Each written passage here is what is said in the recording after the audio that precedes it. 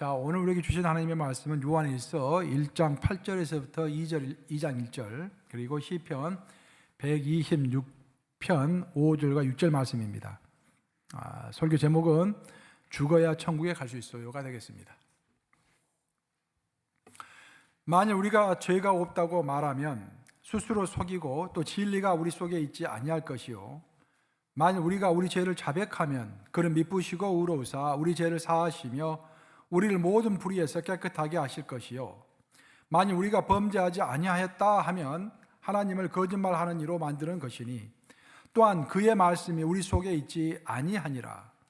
나의 자녀들아, 내가 이것을 너에게 쓰면 너희로 죄를 범하지 않게 하려 함이라.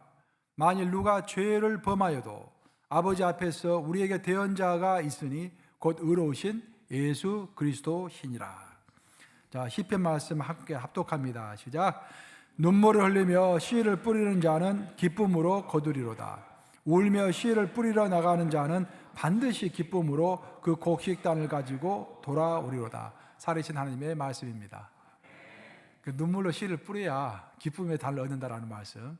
지금 사순절 기간 동안에는 눈물을 뿌리는 시기입니다. 그래야 이제 기쁨의 단, 즉 이제 사순절을 우리가 또 부활절을 맞이할 수 있겠죠. 어느 이제 교회 주일학교에서 주일학교 교사가 이제 아이들을 가르칩니다. 그날은 이제 복음이 무엇인가, 구원이 무엇인가, 그 이제 가르치는 시간이었어요. 그리고 다 가르친 다음에 아이들 잘 이해를 했는지 질문을 합니다. 자, 아이들아, 우리가 만약에 열심히 다른 사람들 도와주고 교회를 열심히 청소하고 하면은 천국 갈 수 있어요? 라고 물어보니까 애들이 아니요 라고 좀 답변합니다. 네, 맞죠? 이제 예수 그리스도를 영접해야 뭐 천국에 가는 것이지 행위로 가는 것이 아니니까. 또 질문합니다. 너희들이 집에 가서 너희 집 강아지를 잘 보살피고 엄마 아빠 말씀을 잘 들으면 그것 가지고 천국 갈 수 있어요? 그러니까 애들이 아니요 라고 이야기해요. 아주 흡족했습니다, 선생님이. 그래서 내가 이제 잘 가르쳤구나 라고 생각하고 드디어 이제 마지막 질문을 하는 거예요. 그럼 어떻게 해야 천국 갈 수 있어요? 근데 맨 앞에 앉아있는 5살짜리 꼬마가 손을 번쩍 드는 거예요. 그거야 죽어야 가죠. 그래서 선생님이 너무 당황해가지고 내가 그러니까 헛것 가르쳤구나 라는 생각을 실망하고 이제 집으로 돌아와서 기분이 별로 좋지 않았습니다. 근데 집에 와서 몸을 씻고 가만히 생각해 보니까 그 말이 맞는 말이다라는 생각이 들었던 거예요. 우리가 죄로부터 죽고 우리의 욕망으로부터 죽고 정욕으로부터 죽고 무엇보다도 미래에 관한 절망감으로부터 죽을 때, 그때 우리가 이제 천국이 보장이 되는 것입니다. 왜냐하면은 천국이라는 것은 내가 죽고 내 안에 누가 사시합니까? 그리스도께서 사실 때, 그때 이제 천국이 보장되는 거 아니겠습니까? 그래서 우리가 이 천국을 가는 여정 가운데서 꼭 필요한 것이 죄성을 없애는 것, 죄 죽이기라고 하는데, 죄성을 없애어가는 과정을 통해서 이제 우리가 성화가 되어 가는데, 바로 그 죄성을 없애가는 과정 가운데서 반드시 우리가 겪어야 할 것이 회개라고 하는 것입니다. 하나님 앞에서 before God, 코람도라고 그러죠. 그 하나님 앞에서 내 자신을 돌아보면서 통곡하고 내가 이것밖에 되지 않는 것인가, 나를 돌아보면서 회개하고 눈물로 나아갔을 때, 그때부터 새로운 내 인생이 시작이 되는 것입니다. 성경에서는 눈물이 없으면 출발이 없다라고 이야기를 하고 있어요. 우리가 이제 창세기를 읽어보면 하나님께서 아브라함을 부르십니다. 아브라함을 부르신 사건이 큰 사건이죠. 왜냐하면 창세기 1장부터 11장까지는 온 우주가 어떻게 생겼는가, 창조 역사를 이야기하는 거예요. 거기서. 그리고 12장부터는 그 창조 역사가 한 인간의 역사로 이제 굉장히 축소가 되죠. 어마어마한 우주가 한 인간으로 딱 축소가 되는 거야. 그 축소가 되면서 하나님께서 한 인물을 지목하셨는데 그것이 아브라함입니다. 아브라함에게 창세기 12장에서 하나님께서 약속을 주시죠. 내가 너에게 땅과 민족을 주리라 라고 말씀하시는 거예요. 그 약속의 말씀입니다. 그리고 너는 본토 친척 아비집을 떠나서 내가 지시할 땅으로 가라 라고 해서 아브라함을 가나안 땅으로 인도하십니다. 아마도 아브라함은 하나님을 믿었기 때문에 가나안 땅 전체를 나에게 주시는구나 라고 생각하고 가나안으로 갔을 거예요. 그런데 하나님께서는 아브라함에게 가나안 땅 전체를 주시지 않았습니다. 대신 가나안 땅은 다윗 때에 가서야 이제 그 땅을 다 주어지죠. 그리고 아브라함은 그 가나안 땅 전체를 얻는 첫 발을 디디게 하시는 거예요. 근데 그 첫 발을 어떻게 디디게 하셨냐면은 아주 중요합니다. 아브라함으로 하여금 막벨라 굴을 사도록 하셨죠. 그게 뭡니까? 묘지죠, 묘지, 무덤. 무덤을 사게 하심으로 인해서 하나님의 약속이 성취가 되는 첫걸음을 딛게 하시는 거예요. 이게 다 상징적인 의미입니다. 구약에 나오는 모든 것은 신약의 예표라고 보시면 돼요. 그림자라고 보시면 다 이렇게 미리 알려주는 그림자라고 보시면 돼요.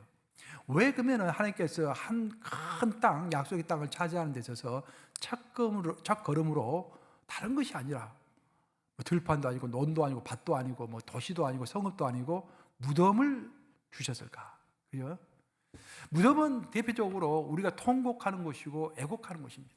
우리가 왜 통곡하고 애곡합니까? 무덤 앞에서 내 인간의 한계를 깨닫기 때문인 거예요. 나는 죽을 수밖에 없는 존재, 나의 유한성, 나의 한계, 그걸 깨달으면서 무덤 앞에서 통곡을 하는 것입니다. 통곡하는 거예요. 우리가 사실 장례식을 하면은 장례식은 보통 사람들이 생각할 때 죽은 고인을 위해서 장례식을 한다고 생각하잖아요. 그 전혀 성경적인 의미가 아닙니다. 성경적인 의미는 장례식은 살아있는 자를 위해서 장례식을 하는 거예요. 죽어있는 자를 보면서 너희가 깨달아 알아라. 너도 곧 들어갈 날이 얼마 남지 않았다. 그러니 죽음을 준비하면서 살아라 라는 의미에서 장례식을 치르는 것입니다.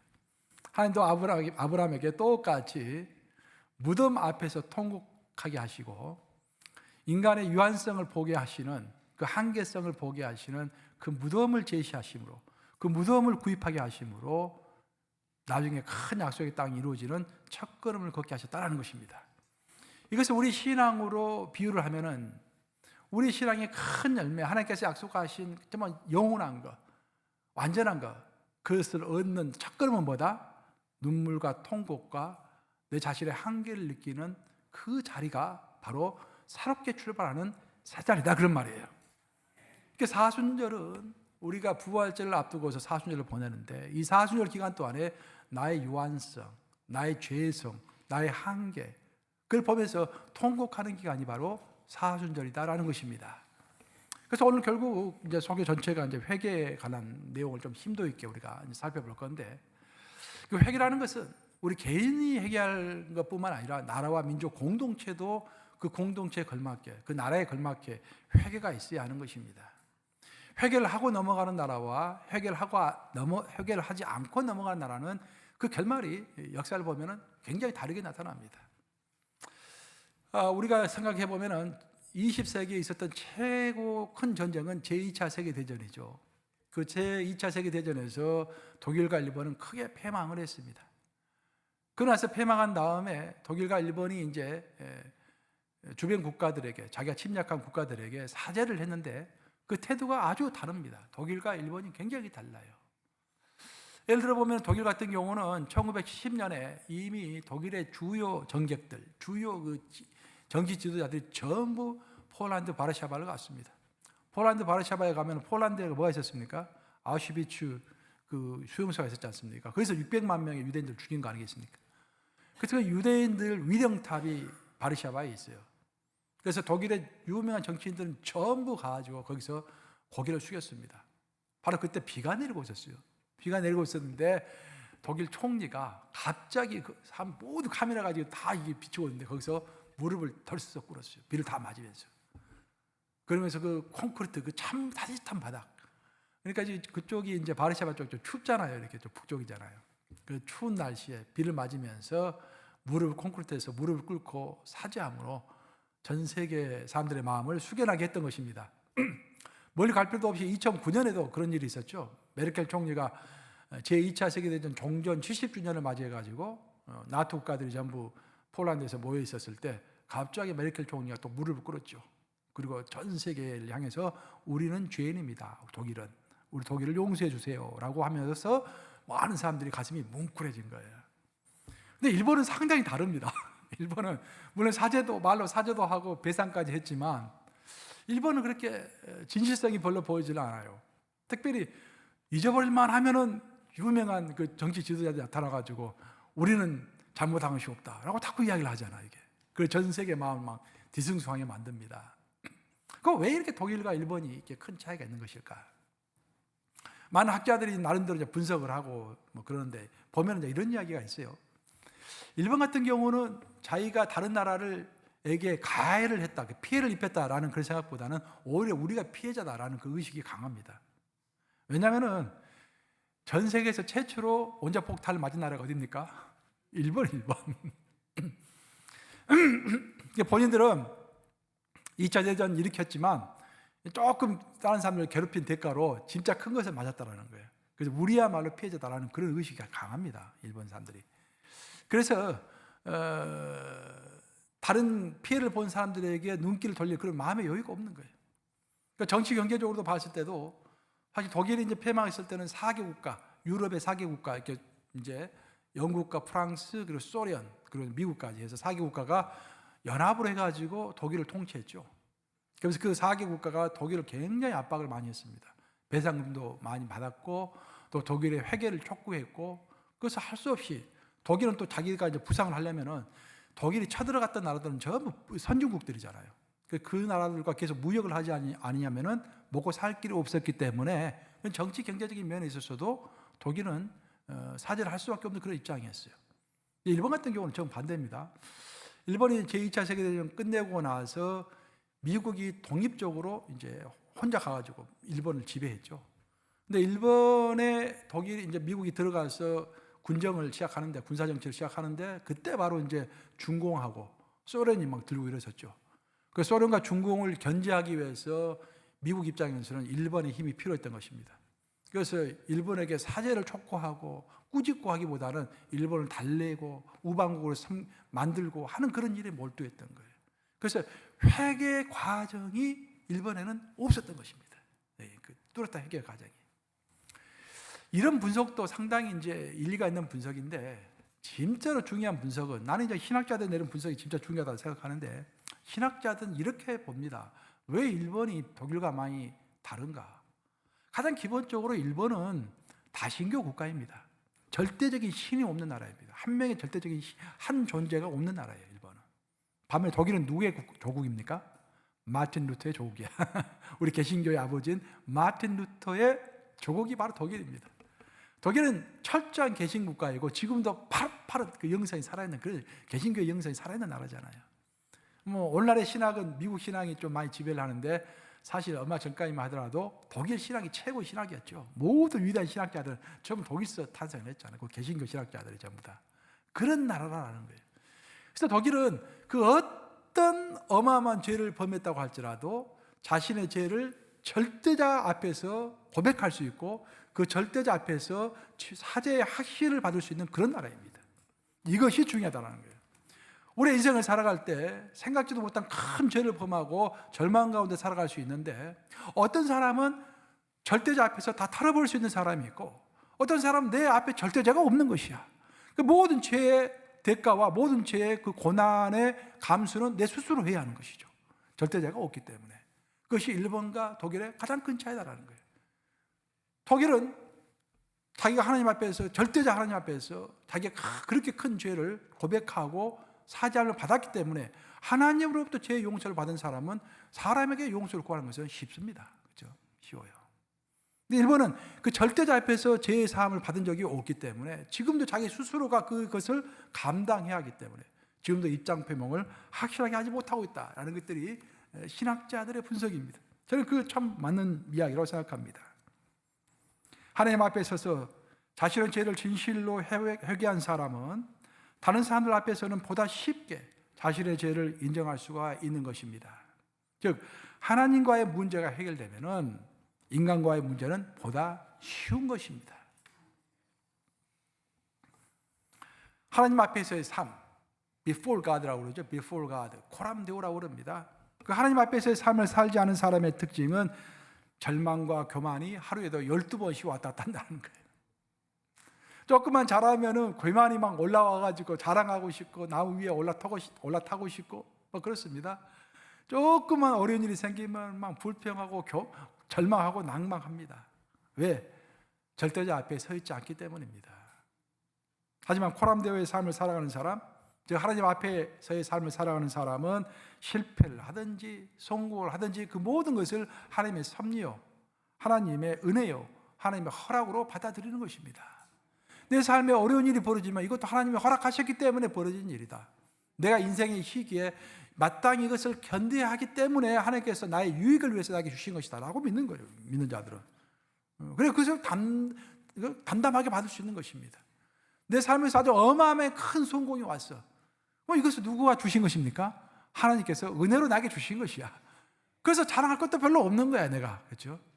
근데 하나님 앞에 서 있지 않는 사람은 그거 자랑하고 싶어가지고 안달을 하는 것이죠. 있고 내가 뭐 능력이 있는 것처럼. 근데 여러분 인생을 살아보셨잖아요. 인생을 살아보면 내 노력으로 되는 일도 많지만 결국 운이 따라주지 않으면 안 되잖아요. 그렇죠? 큰 일을 누리려면 운이 따라줘야 합니다. 근데 그 운은 성경에서 뭐라고 합니까? 그 운은 하나님의 은혜라고 하는 거예요. 은혜라고 하는 거예요. 하나님 도와주시고 하나님의 은혜를 베풀어 주셔야만이 큰 일이 벌어지는 것입니다. 예? 그래서 나폴레옹이 유명한 이야기가 있잖아요. 나폴레옹이 이제 러시아를 침공하기 전에 군대를 정비하는데 어떤 사람이 자기 보좌관이 자기가 잘 아는 사람 한 명 추천을 했어요.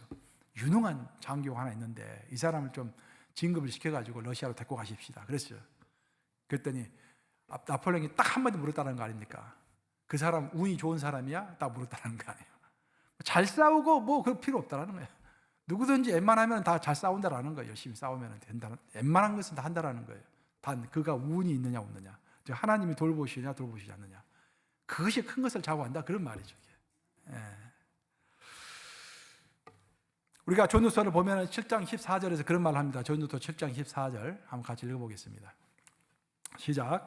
형통한 날에는 기뻐하고 공고한 날에는 되돌아보아라. 이 두 가지를 하나님이 병행하게 하사 사람이 그의 장래일을 능히 헤아려 알지 못하게 하셨느니라. 야, 우리가 익히 알고 있는 말입니다. 형통한 날에는 기뻐하고 너희가 어려운 일이 생기면 돌아서 생각해 보라 그런 말입니다. 하나님은 좋은 날만 주실 것이 아니라 나쁜 날도 함께 겸하여 우리에게 주시기 때문에 좋은 날이 오든지 나쁜 날이 오든지 너무 절망하거나 너무 기뻐하지 말고 항상 평상심을 유지하라 그 말씀입니다. 하나님 앞에서 우리는 절대로 교만할 수가 없습니다. 그렇죠? 하나님이 주신 만큼만 우리가 또 이렇게 성장할 수 있기 때문에 성공할 수 있기 때문에 반면에 하나님 앞에서 절대로 절망할 수도 없습니다. 왜 그렇습니까? 하나님은 모든 것을 가능케 하신 하나님이시기 때문에.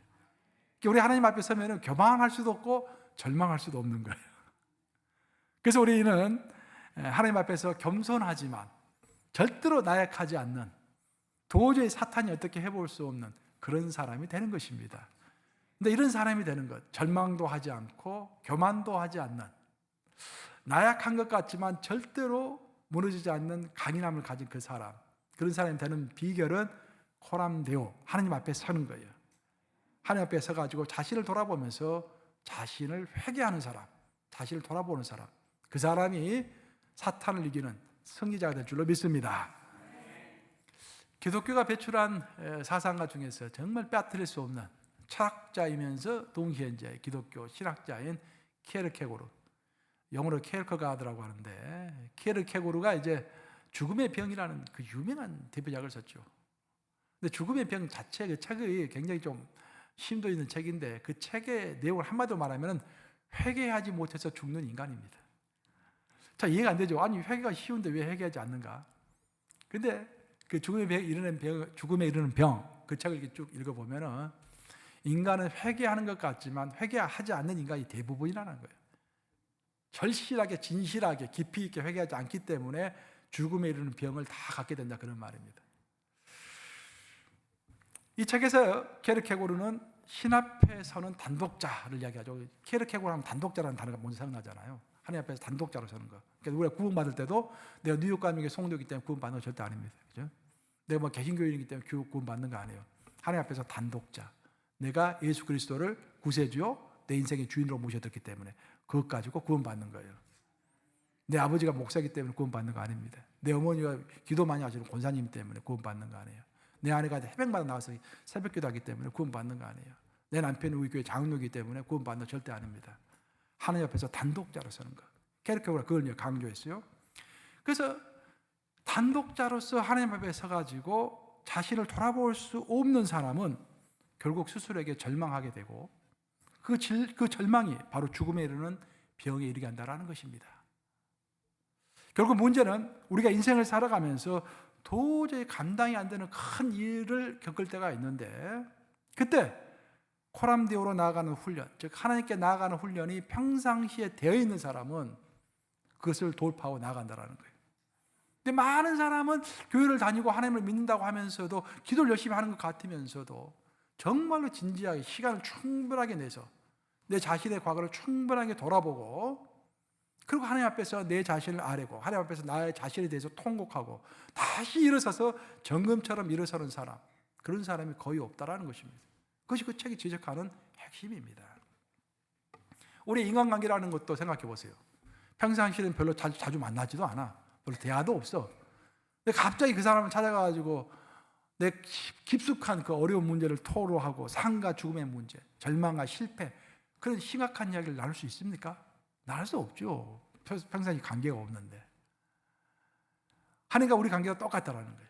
평상시에 before God, 하나님 앞에 나아가서 시리어스하게, 진지하게 내 인생의 문제, 내 죄의 문제, 내가 어떻게 해야 정금처럼 새롭게 태어나서 약동하는 신앙을 살 수 있겠습니까? 라는 그런 진지한 대화를 하나님과 나눠본 적이 없는 사람은 어려운 일이 왔을 때 결코 하나님 앞에 쉽게 나아갈 수 없다는 것입니다.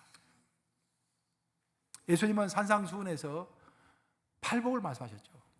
예수님께서 이제 설교를 많이 하셨는데 그 예수님의 설교 중에서 최고의 설교를 산상수훈이라고 이야기합니다. 산에서 하신 그 설교가 최고의 설교라고 해요. 근데 그 최고의 설교 중에서도 최고로 압축된 것이 바로 팔복이다라는 거예요. 그 팔복은 예수님이 하신 설교 중에서요 엑기스다라고 보시면 돼요. 그 팔복이. 그 팔복 중에서 제 2복이 뭡니까, 여러분? 애통하는 자는 복이 있나니 그들이 위로를 받을 것이요. 한번 볼까요? 마태복음 5장 4절 한번 같이 읽어보겠습니다. 시작. 애통하는 자는 복이 있나니 그들이 위로를 받을 것이며. 예수님께서 팔복 중에서 두 번째 복으로 말씀하시는 것이 정말 너희가 복을 받기를 원하느냐? 그러면 애통해라라는 거예요. 먼저 애통해라. 근데 이 구절에서 문제가 되는 게 뭐냐면은 무엇을 애통해야 하는지 그 목적어가 없습니다. 바로 그래서 이 구절 가지고 기독교 2000년 역사에서 많은 논쟁이 있어도 왔던 거예요. 그 도대체 예수님이 의도하신 말은 뭐냐? 무엇을 애통하라는 말이냐? 단순히 애통하라는 거야. 그 사마귀 교부들은 이것을 그렇게 해석을 했어요. 성경을 우리가 읽어보면 성경에는 두 가지의 애통이 나온다라고 했어요. 믿지 않는 자의 애통과 믿는 자의 애통이 나오는데, 믿지 않는 자의 애통이 뭐냐면 세상에서 건강하고 잘 살고 성공하고 싶고 다른 사람이 나를 존경하고 좀 인정받고 싶고 그런 욕구가 다 있다라는 거예요. 근데 그것이 성취되지 않았을 때 사람들은 울며 애통한다라는 거예요. 그게 세상적인 믿지 않는 자들의 애통이다라는 것입니다. 근데 성경에 나와 있는 믿는 자들의 애통이 나오는데, 그 믿는 자들의 애통은 예수님의 모습을 좀 더 닮지 못해서 애통한 것이고, 그렇죠? 하나님을 따름으로써 정말로 하나님 앞에서 내 자신을 돌아보면서 내 죄를 가지고 애통해야 하는데 감히 하나님 앞에 설 수 없는 그런 상황이 됐을 때 하는 애통. 다시 그런 고백을 했지 않습니까? 밧세바를 범하고 나서 내 영혼을 다시 한번 깨끗게 해 주시옵소서. 주님 앞에 다시 한번 설 수 있는 용기를 주시옵소서. 그러니까 큰 죄가 내 앞을 가로막아 버리면은 우리가 감히 하나님 앞에 설 수 있는 용기가 없잖아요. 그때 우리가 눈물을 흘리면서 하는 애통, 바로 그런 애통이다라고 사마귀 교부들이 예수님의 애통하는 자는 복이 있나니 위로를 받을 것이며, 거기서 말하는 애통이라는 것은 우리가 하나님 앞에 설 수 없을 정도로 죄인의 모습이 되었을 때 그때 갖는 애통이다라는 그런 해석을 했던 거예요. 그래서 예수님께서는 그 말이 나는 좀 맞다고 생각해요. 그래서 예수님께서는 그런 말씀하셨잖아요. 누가복음 23장 28절 한번 같이 읽어보겠습니다. 시작. 예수께서 돌이켜 그들 향하여 이르시되 예루살렘의 딸들아 나를 위하여 울지 말고 너희와 너희 자녀를 위하여 울라. 예수님께서 이제 십자가를 지시고 골고다 언덕을 지나가고 계시는데 예루살렘에 있는 그 예수님 따르는 그 여인들이 예수님 불쌍하다고 막 우는 거예요. 우리 예수님 불쌍해. 예수님 뭐라 하십니까? 얘들아, 나를 위해서 울지 말고 너를 위해서 울어라. 홈레스들을 위해서 울기 전에 너 자신을 위해서 울어라. 저 사람 김집사 불쌍하다고 울기 전에 너 자신을 위해서 울어라. 너 자신을 먼저 돌아보라. 그런 말입니다. 하나님 말씀대로 살지 못하고 그 죄로 인하여서 하나님과 나 사이의 관계가 멀어져 버린 그 상태를 두고서 애통하라 그런 말입니다. 역사를 돌아보면 어떤 사람은 나라와 민족을 진실로 사랑해서 자결하고 울분을 터뜨리고 죽는 사람도 있죠.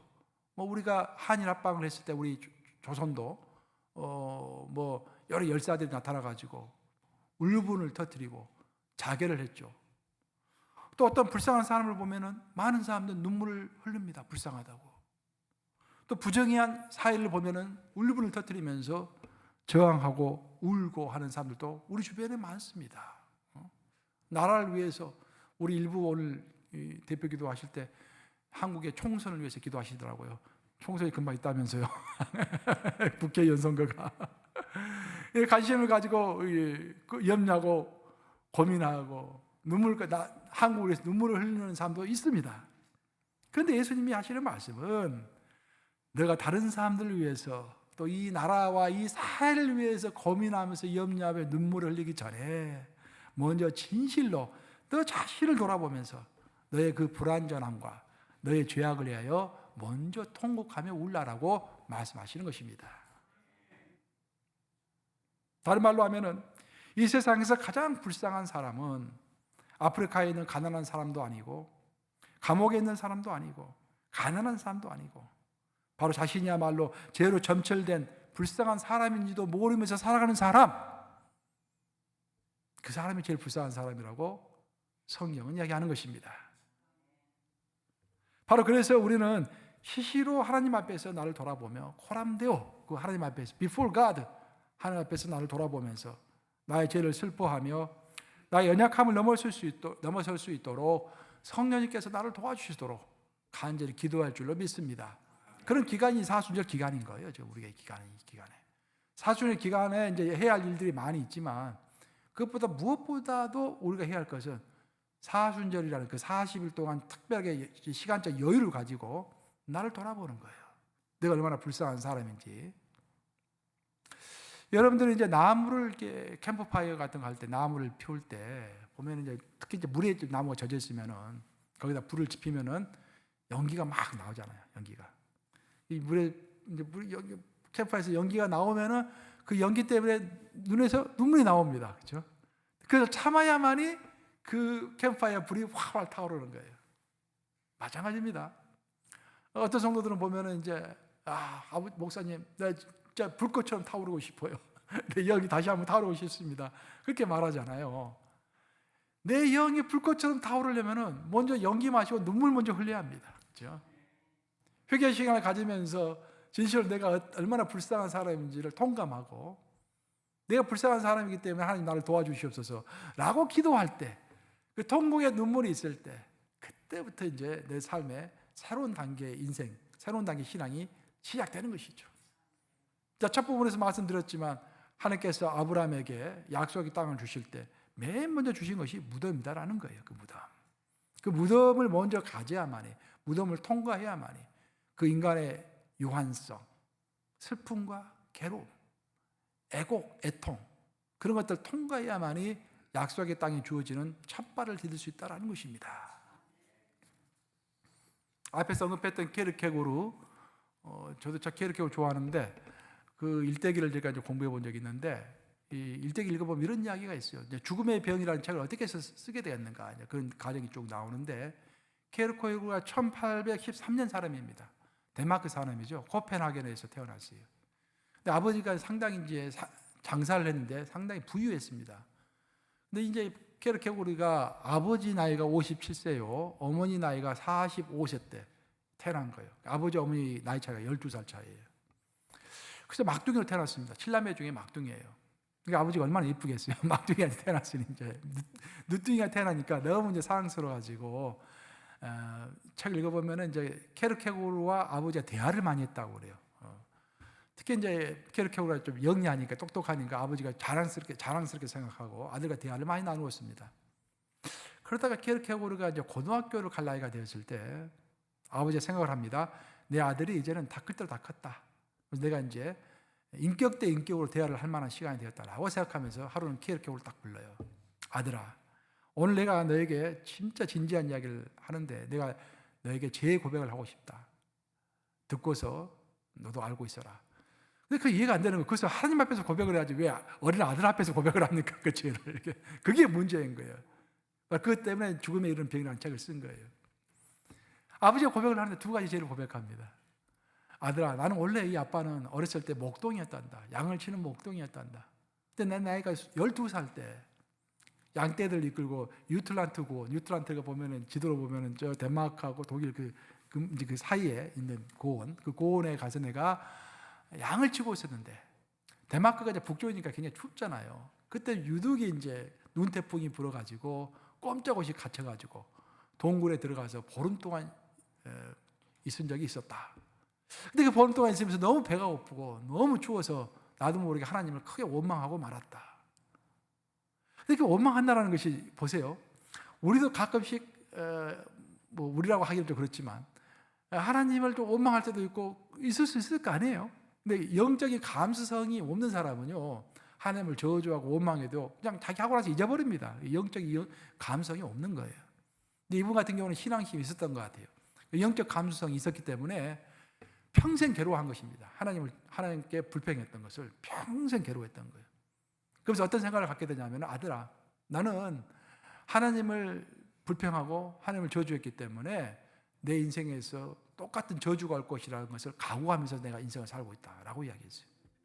근데 실제로 참 묘하게 그 집안에 그 가문의 저주가 흐릅니다. 케르케고르 가문이 7명의 그 자녀 중에서요, 4명이 33살이 되기 전에 다 죽었어요.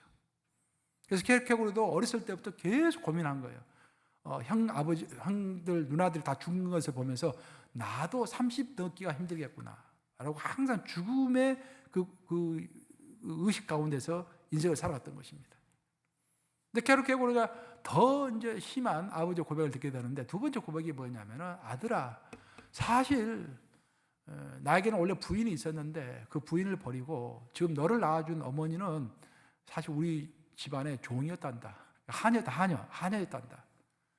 근데 그 하녀와 결혼하고 너희 형을 낳고 널 낳았다. 근데 너희 형은 내가 그 하녀와 결혼한, 너희 어머니와 결혼한 지 5개월 만에 낳은 아들이다 라는 이야기를 했어요. 케르케고르가 굉장히 영적으로 예민한 사람이거든요. 그걸 듣고는 견딜 수가 없는 거예요. 우리 아버지가 이런 사람이었다니. 근데 케르케고르, 여기서 큰 문제가 된 것은 뭐냐면, 케르케고르의 근본적인 질문이 나오는데, 왜 아버지는 그 두 가지 어마어마한 죄를 가지고 하나님 앞으로 가지 않았느냐라는 거예요. 아무리 큰 죄를 범했다고 할지라도 하나님 앞에 가서 고백하면은 그걸로부터 새로운 인생이 시작될 것인데, 왜 진지하게 하나님 앞에서 고백하지 못했나요? 하는 것입니다.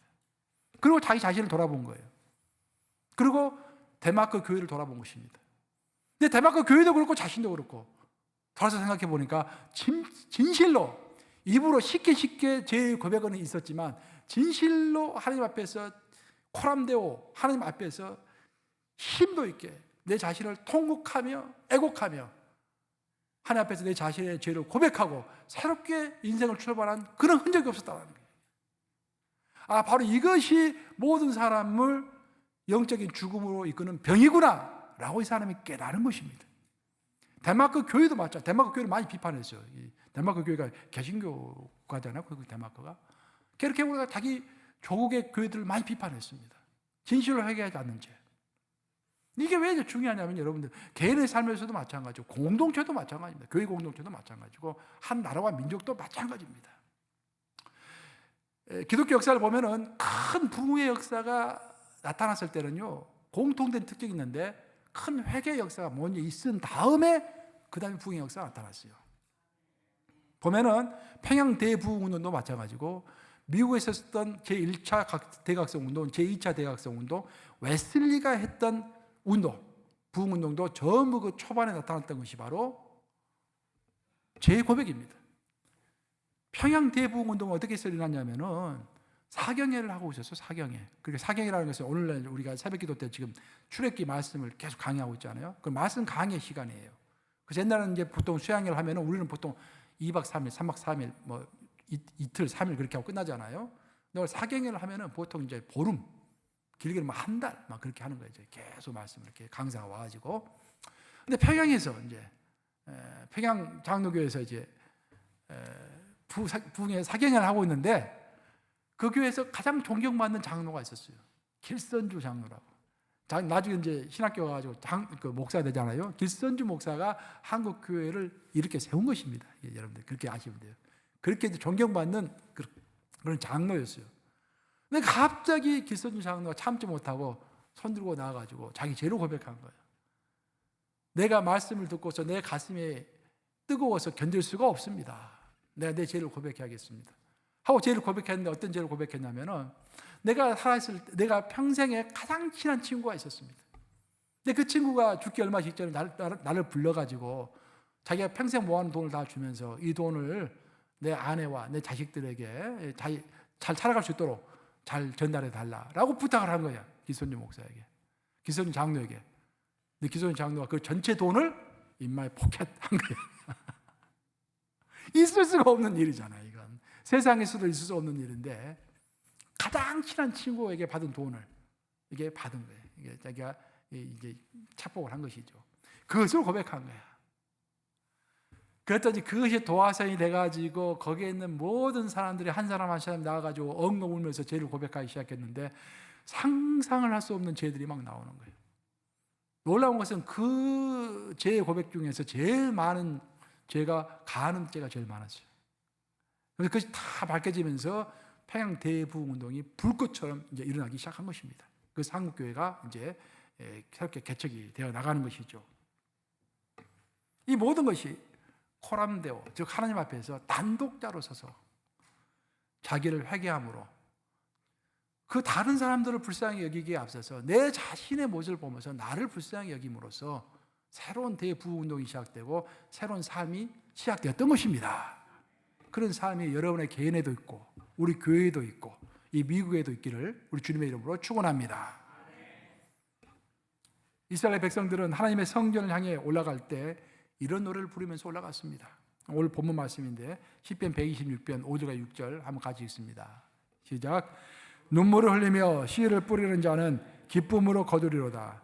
울며 씨를 뿌리러 나가는 자는 반드시 기쁨으로 그 곡식담을 가지고 돌아오리다. 신앙의 기쁨이라는 것은 눈물을 전제로 하고 있다는 것입니다. 우리의 신앙에는 내 자신을 정말 불쌍하게 생각하고 내 자신에 대해서 시간적 여유를 두고 충분하게 애통하는 그런 회개의 눈물이 있을 때 반드시 그것은 기쁨으로 돌아온다는 것입니다. 그래서 바꾸고 말하면은 정말 우리의 삶에 희망이 있고 기쁨이 있고 어떤 밝은 면이 있고 활기찬 면이 있으려면은 그 출발은 무덤이어야 되고 그 출발은 눈물이어야 한다는 거예요. 우리는 밝은 거 좋아하잖아요. 희망찬 거 좋아하잖아요. 약동하는 거 좋아하잖아요. 근데 그것은 출발은 반드시 눈물로 출발해야 한다는 것을 잊으면 아니 될 줄로 믿습니다. 그러면 이제 그런 쪽으로 눈물이 있어야만이 우리가 이제 새로운 삶, 약동하는 삶을 살 수 있다고 그랬는데 그럼 어떻게 해야 우리가 회개를 할 수 있을 것인가? 자, 화면은 바꿔야 됩니다. 회개 첫 번째 회개를 간단하게 3단계 회개를 이제 설명하고 소개를 마치고자 합니다. 첫 번째 회개라는 것은 내 죄를 인정하고 자백하는 것입니다. 먼저 내 죄를 인정해야 돼요. 근데 많은 경우에 우리는 인간이기 때문에 뭐 저도 마찬가지고 여러분도 마찬가지고 제가 이제 목회하면서 보면은 웬만해서는 사람들이 내가 잘못했단 말 안 합니다. 다 합리화를 시켜요. 해석은 팩트는 어떤 현상은 한 가지인데 해석은 100가지, 1000가지가 될 수 있잖아요. 다 자기 나름대로 해석을 가지고 있어요. 그래서 제 고백이 안 되는 것입니다. 내 스스로가 내 자신을 돌아가 보면서 인정을 해야 하는데 인정이 안 되니까 제 고백이 되지 않는 것입니다. 요한일서 1장 9절 이렇게 말하고 있죠. 한번 같이 읽어보겠습니다. 시작. 만일 우리가 우리 죄를 자백하면 그를 미쁘시고 우러우사 우리 죄를 사하시며 우리를 모든 불의에서 깨끗하게 하실 것이요. 우리가 죄의 사함을 받으려면 먼저 뭘 해야 한다? 자백함이 있어야 한다. 자백함이. 진지하게 하나님의 관점에서 돌아봐야 해요.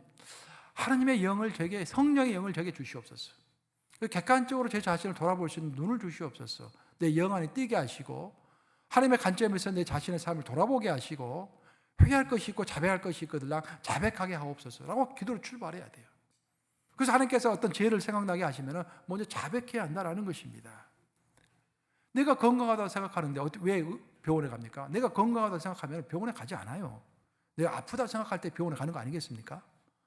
회개라는 것도 똑같아요. 내가 회개할 것이 없다고 그래버리면, 나는 신앙생활 잘하고 있다고 생각해버리면은 뭐 하나님 앞에 갈 필요가 없어지는 것입니다.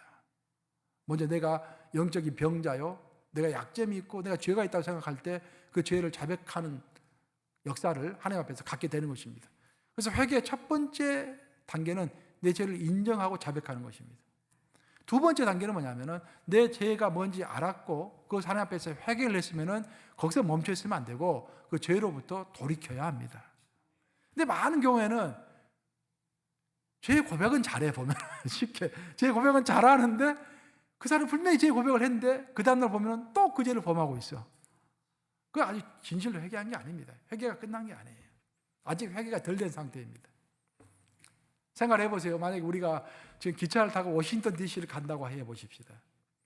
기차를 타고 가고 있는데 갑자기 안내 방송을 들어보니까 이 기차는 워싱턴 DC로 가는 게 아니라 정반대 방향인 플로리다 템파로 가고 있어.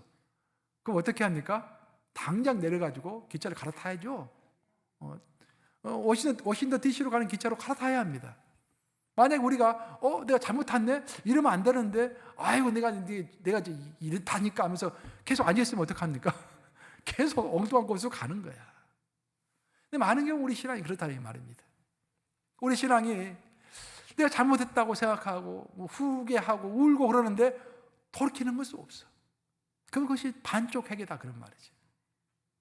마지막 세 번째 회개의 결론은 회개의 열매를 맺어야 합니다. 열매는 눈에 보이는 것이죠. 내가 진실로 내 죄가 뭔지를 알고 그것을 자백하고 그 죄로부터 돌이켰으면 그것이 내 일상의 삶 가운데서 열매로 드러나야 한다, 그런 말입니다. 누가복음 3장 8절 한번 같이 읽어보겠습니다. 시작.